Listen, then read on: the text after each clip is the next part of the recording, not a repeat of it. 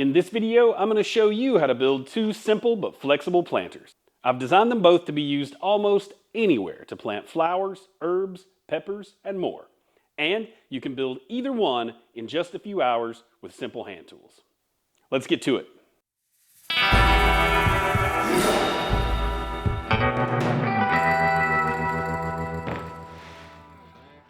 I started with a quick trip to Lowe's and picked up about $120 in 2x4s, paint, a dowel rod, and a couple wheels.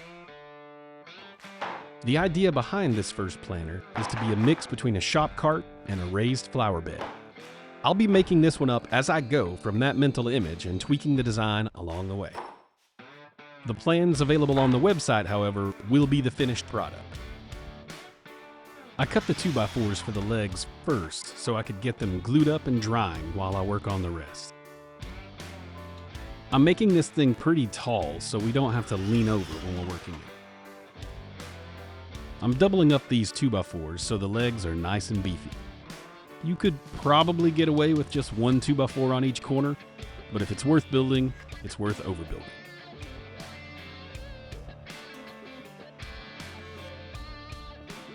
I use the joiner to flatten the two surfaces before gluing them up, but if you don't have a joiner, you could do this with the table saw or even a sander. Another option is just buying 4x4s, but they're a little more expensive. I'm just cleaning up 2x4s and gluing them together to save a few bucks.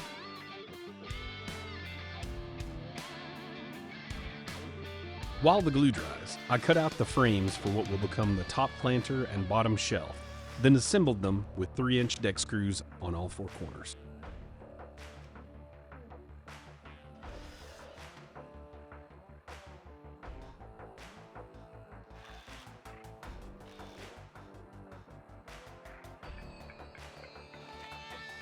You can see here as I screw this together that one of the 2x4s was pretty twisted, but we're going to fix that with some weights and screws during the final assembly.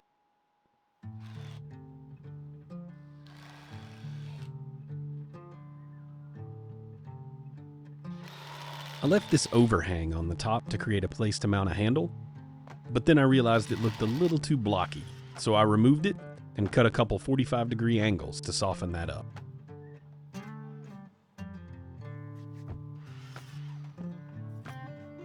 Then I drilled a 1.5-inch recess into each side and reattached it with the dowel handle in place.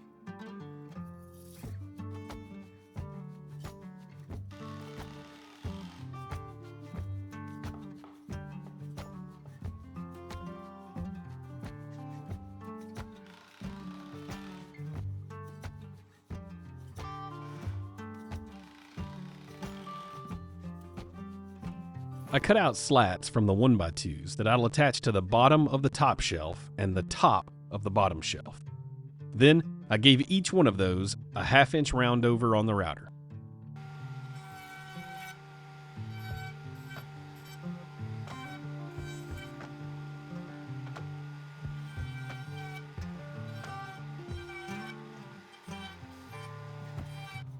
I pre-drilled the countersink holes into each of the slats after quickly setting up a makeshift jig with these clamps and boards to speed up the process.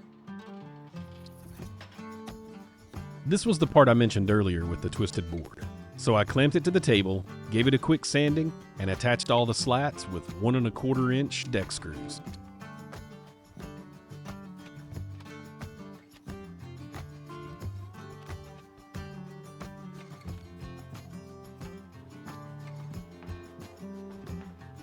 By this point, the glue was dry enough to pull the legs out of the clamps and run them over the joiner again to get them really nice and clean on all sides.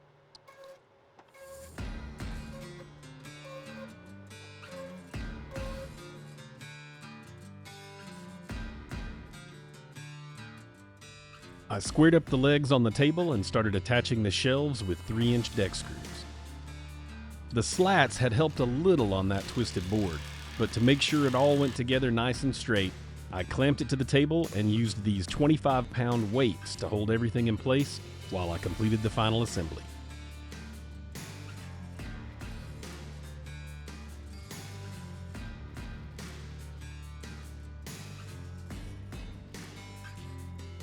The last thing I needed to do before paint was add the wheels. However, I hadn't really thought this little detail through, because once installed, they raised one end of the cart by 2¼ inches. So I needed to take those off and account for that.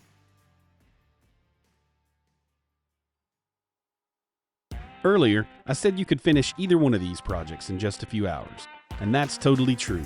But with my filming and the trial and error bits to come up with the design, it took me an extra couple days. So the next morning, I moved the wheels up, cut off the excess leg material, and started the final steps to finish this project up. I'm putting the materials and cut list in the description, and the plans will be available on my website. If you end up building this or something similar, tag me on Instagram or let me know in the comments how it goes.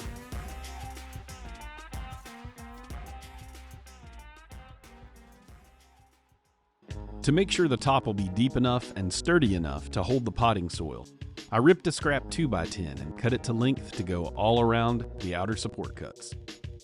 Then I drilled some countersink holes all around so there'll be no visible screws in the final piece.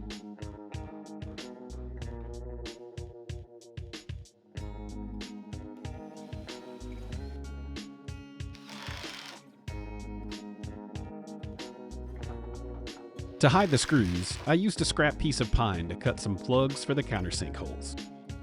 You can buy plugs already made, or pick up one of these plug cutters pretty cheap on Amazon.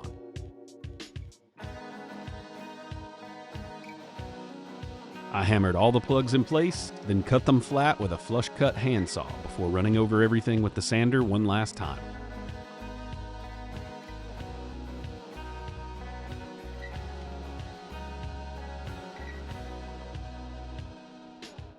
If you've made it this far, thanks for sticking around.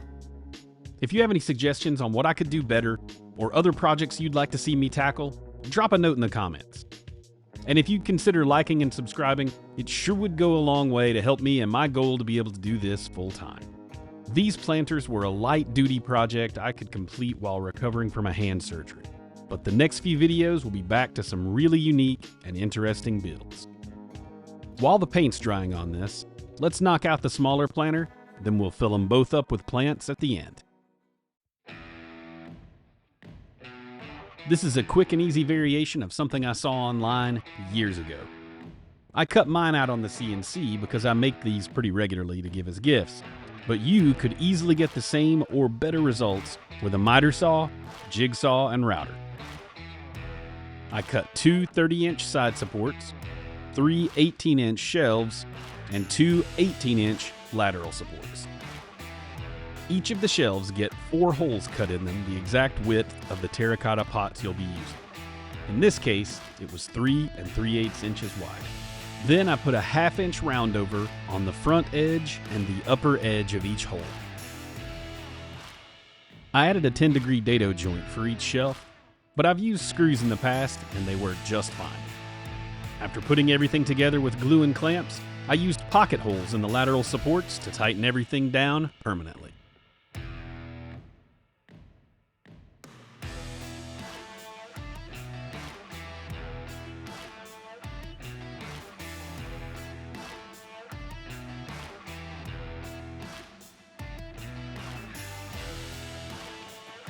With the paint dry, I pre-drill and attach these padded hooks so I can hang it on our fence. If hooks don't work for your backyard, you could also just drill straight through the lateral supports and attach it directly to a wall or other surface.